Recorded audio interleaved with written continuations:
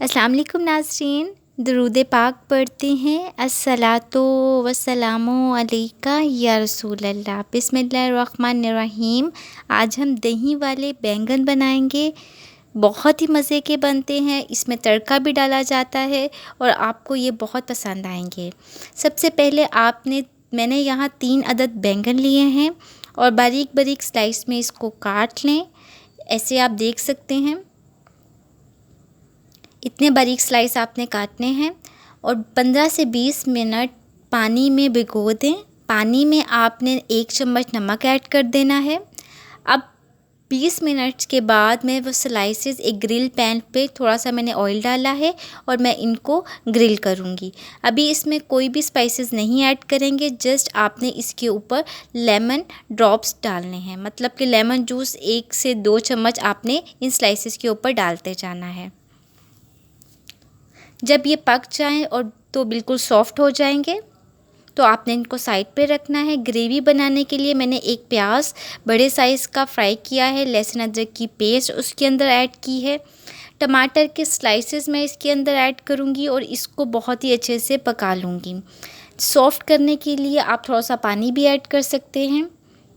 जब ये अच्छे से सॉफ्ट हो जाए तो इसमें मैंने काली मिर्च ऐड कर रही हूँ, नमक ऐड कर रही हूँ, हल्दी ऐड की गई है, सूखा धनिया ऐड करें, पिसा हुआ गरम मसाला पिसा हुआ ऐड करें, लाल मिर्च पाउडर थोड़ी सी ऐड कर लें, अपने टेस्ट के मुताबिक तमाम स्पाइसेस ऐड करें। ज़ीरा मैंने अपने हैंड से ही क्रश करके इसमें ऐड किया है।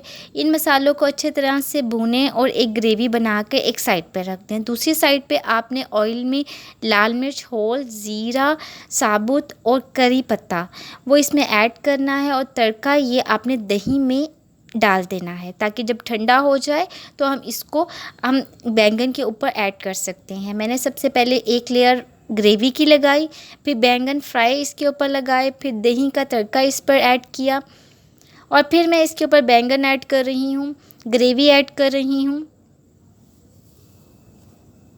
और जो दही में आपने ऑयल का तड़का लगाया था वो भी आप इसके ऊपर ऐड करें। और यकीन करें ये बहुत ही मज़े की रेसिपी है और गर्मियों के लिहाज से बहुत ही मज़े की है और जो बैंगन नहीं भी खाते वो भी इसको ज़रूर खाएंगे।